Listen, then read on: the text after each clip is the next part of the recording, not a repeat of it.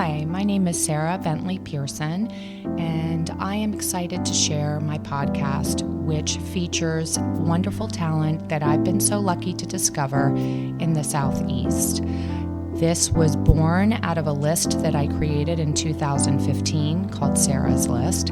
And through my work in real estate, which I've been doing since 2005, and styling work, and just my personal life and my personal interests, I've been able to meet so many wonderful people, and I'm excited to share them with you. Eddie, the book guy from Scott's Antique Market. That's how I first discovered you. Is Now that right? that's what that now you're like such a big Oh, deal. that's But right. this You was did. like maybe 15 years ago. Easily. Yeah, something like that. Something like Yeah. that. And so I didn't even really realize that you were really interested in antiques per se. I mean, I know that you did. Well, not exactly. So I had come out of a, I was in the home furnishings industry, Mhm. and I had it was a really great way to launch me into the next phase of my life. I was Mhm. there for easily a decade.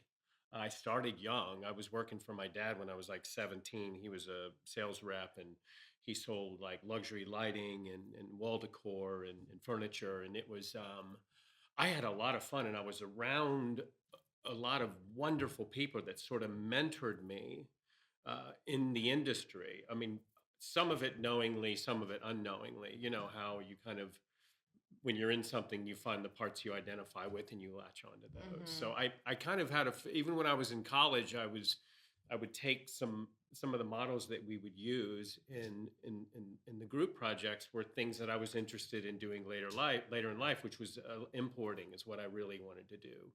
But some things happened. I realized I wasn't in control of my own destiny as a commissioned salesperson. That business grew. My dad and I became partners, and I became disenfranchised with it. And I'm like, I was blowing in the wind for only about 2 months, and ended up finding somebody to share a container with from Europe. And I bought a lot of things. It was not just books. It was furniture, accessories, all kinds of things. And did But you have a showroom to how did you at the time, I didn't.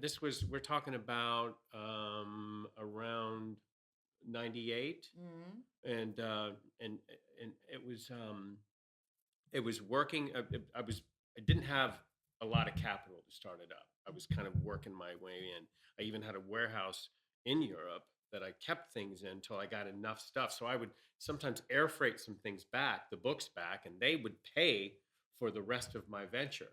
And Mm. when I got enough inventory, I shared some space with a friend of mine that had antiques on Amsterdam. We had a big space in there, but I was concentrating more on the mid-century modern. We actually called it my century modern because it was um, really, I focused on the 20s through the 70s. So it was like that span. And it was a lot of fun. And the books kind of financed it. See, the books were an easy decision for people to make. You don't have to measure a book to see if it or complain about the fabric like you do a sofa to Right. fit it into a space. You're like, Mhm. I need these. But it was the interior designers would just back then it was like a frenzy. 25 years ago is what we're talking about now. And at Scott's, it was nuts. I mean, people would come in ripping open boxes, fighting over stuff. Right, I think I got some orange ones that looked sort of You did, Hermes orange from yeah. you, and, I my sister Caroline, who's an interior designer, turned me on to you, and, um, you know, it's interesting too, growing up in the Northeast, my parents had a lot of books in the house, and we had, libraries, and most of my friends' parents were sort of intellectual. So anybody with means who had hired an interior designer, they were trying to bring history into the home, which your books kind of cultivated Right. and really created, um, because it's like art and things like that. I mean, there are so many beautiful homes in Atlanta, and we have such great interior designers. But a house without any books or art is kind of a sad place. All right. So, but now you've taken the books to a whole different level of doing really pretty decorative books. Well, it's interesting that trajectory. So, kind of when I started, I really wanted to. I really enjoyed focusing on what you're talking about, like historical and real content and carefully curated libraries. I wanted to be an antiquarian book dealer, and it just so happened that I had a number of really good clients, one after another, that let me build a library for them. They gave me the subject matter that they were interested in, and I would source these things from England and the US, and I would put it together. And there was in fact, one of the guys I worked with, he was in Elon, North Carolina. Fantastic taste this guy had, and he loved everything. That he had a beautiful home, and it was, I visited his home first to really get the vibe. Even he had a beautiful mezzanine that was all library, and we put that thing together, and it was a masterpiece at the end. And he didn't really say no to anything as long as it was in his wheelhouse. And he was, I don't know exactly what he did. He was one of those people that referred to himself as a consultant, so we never know what they are.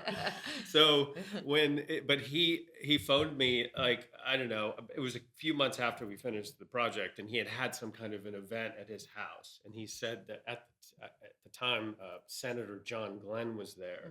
And he said, he just gave, really, he and I put it together. So it was a nice compliment to the both of us. So he was like, Senator Glenn spent his entire time in this library, just going from one end to the other, flipping through the collection. And I thought that was just a neat kind of exclamation point on the project. But Well, and you're kind of a Renaissance man. I mean,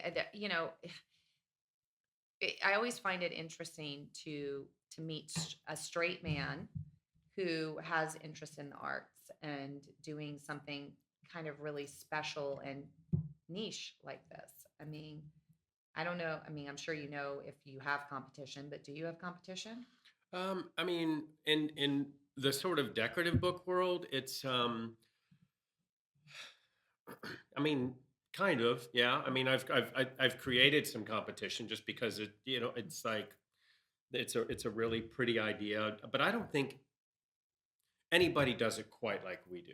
I mean, it's Hmm. so when you say competition, yes, there are other people doing decorative books out there, but Hmm. I think that is in terms of the quality, I don't think there's anybody that is really matching it. So like I'll go over some of our process in a little bit, but it's like some people that make these, they just print a dust jacket and wrap it around there. Ours is an irreversible process, and it's we actually glue everything. We take the piece apart, and then we add the new materials, and we glue it back together. It's irreversible, and this is how it sits. It looks like And it are was you originally taking done that books way. that are have already been made and published and, recycling, so to speak? Yeah, see, I'm not the biggest proponent of consumerism, but in the way that consumerism leads to things being used and thrown away in a lot of cases. Like the Right. U.S. is Oh, one of the horrible. worst countries where that's concerned. But I don't lead with this ever. But I will say that everything that we make, 99% of what we make is from pieces that would either be in a landfill or a pulp mill, and pulp mills are not good for the environment. And I'm not like saying I'm rescuing these from contaminating the world and filling it up with more garbage, because who knows, at the end of their life cycle they're probably going to end up there anyway. But I like to make something that's at least nice enough quality that somebody might hold on to for generations. We'll see. What's funny is some of the early ones that I used to make have started showing up at the Scott Antique Market. So you've made it when your stuff turns up vintage at an antique You know you're getting market. old too. And I did know you had a good eye when, the story of my tattoo is on my wrist is for my son, Pearson Powell. but it originated, my grandfather in some capacity. I don't know what it is because my father is a real storyteller. So, he could have been the bellman or he could have been an innovator of the plaza.